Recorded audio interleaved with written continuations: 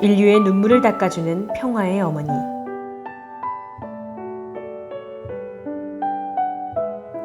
고아들을 누가 품어야 할까요?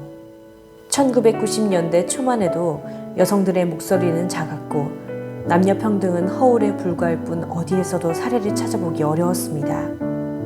나는 여성이 온전한 한 명의 인간으로서 우리 사회의 평등한 구성원으로서 특히나 하나님의 딸로서 주어진 역할을 다하려면 어떻게 해야 하는지를 오랫동안 고심했습니다. 그 고심의 결과로 만들어진 것이 세계평화 여성연합입니다.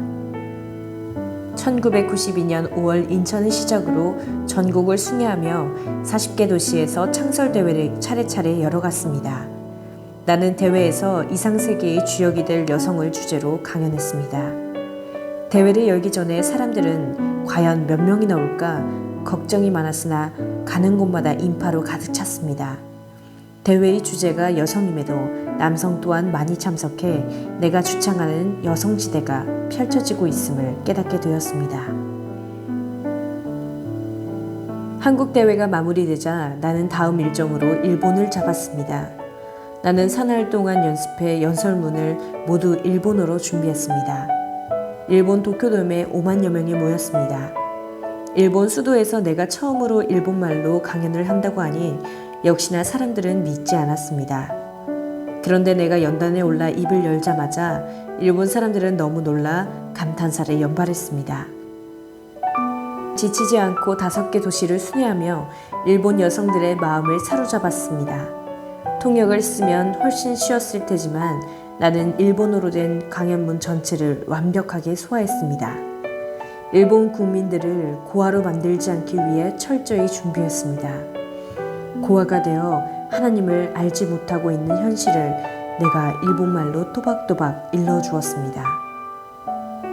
태평양을 건너 미국 땅으로 들어가 8대 도시를 순회하면서 여성시대가 우리 곁에 다가왔음을 일깨워 주었습니다.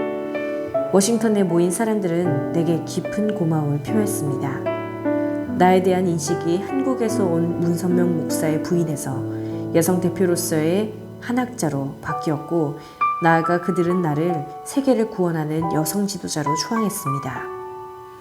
잊을 수 없는 것은 필리핀 대회였습니다. 전날 마닐라로 가기 위해 로스앤젤레스에서 비행기를 탔습니다. 잠시 눈을 붙였을 때 아기에게 젖을 먹이는 꿈을 꾸었습니다. 아주 또렷하게 예쁜 아기를 보며 꿈속에서 혼잣말을 했습니다. 내가 지금 아기를 낳을 나이가 아닌데? 마닐라 공항에 도착하면서 그 꿈을 잊었는데 마침 그날이 카톨릭 기념일로 원죄 없이 잉태하신 동정 마리아 대축일이었습니다. 마닐라 시내에서 한 여성이 길을 걷다가 우연히 노랑 저고리를 입은 내 포스터를 보았습니다. 순간 이분이 마리아의 사명을 하는 분이다. 라는 생각에 이끌려 자신도 모르게 대회장으로 들어왔습니다. 그녀는 내 연설을 듣고 감복해서 큰 소리로 외쳤습니다. 오늘처럼 성스러운 날에 필리핀 땅에 오신 저분이 진정 마리아이시다.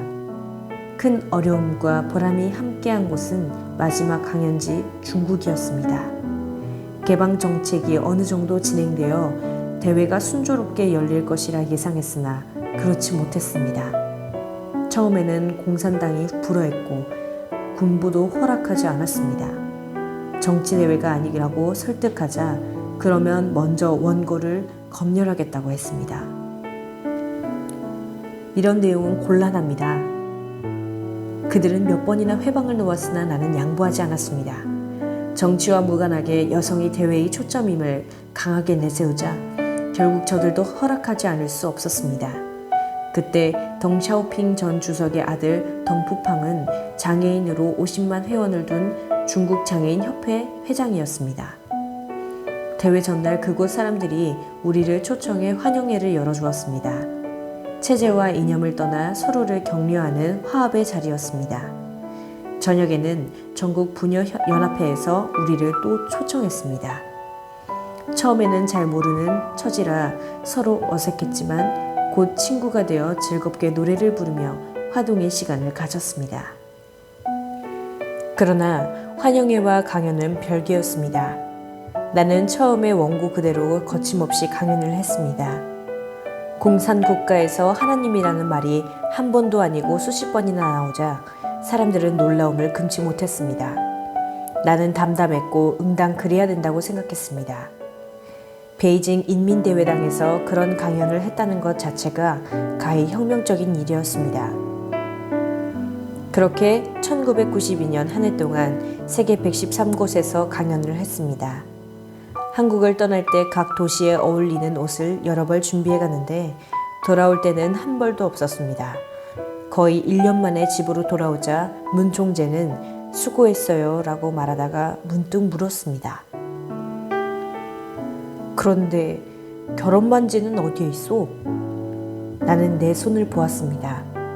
일본으로 떠날 때 끼고 있었는데 없다는 것을 그제야 알았습니다. 반지가 없네? 누군가에게 주었겠죠. 누굴 줬소?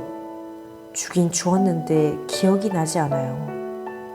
받은 사람이 잘 간직하고 있거나 아니면 팔아서 살림에 보태겠죠. 준 것은 그렇다 치고 누굴 주었는지도 모른단 말이오. 나는 늘 그래왔기에 대수롭지 않게 여겼습니다. 우리 부부는 성혼식을 올린 후 신혼여행을 가지 못했습니다. 나는 그것을 마음에 두지 않았으나 남편은 늘 미안한 마음을 지니고 있었습니다. 세계 순회 중 네덜란드에 들렀을 때 아끼고 아낀 돈으로 큰 마음 먹고 작은 다이아몬드를 사왔습니다. 그렇게 의미 있는 반지를 나는 누군가에게 선뜻 내주고는 기억조차 하지 못했습니다. 나는 주기도 잘 주지만 주는 즉시 그 사실을 잊어버립니다. 자기 몸에 지닌 것을 주고 사랑을 주고 심지어 생명까지 주어도 잊어버리는 사람이 하나님 앞에 제일 가까이 갑니다. 나는 발이 불을 틀 때까지 세계를 돌며 여성의 참다운 가치와 사명, 하나님의 사랑에 대해 들려주었습니다. 하나님을 모르고 참부모를 알지 못해 천의 고아가 되는 것을 막기 위해서였습니다. 우리는 참부모를 모시고 살아갈 때 모든 것을 잃어버린 고아에서 벗어나 참된 행복을 누리는 하나님의 아들, 딸이 됩니다. 4장 가시밭길을 넘어 인류의 등불이 되어 마치겠습니다.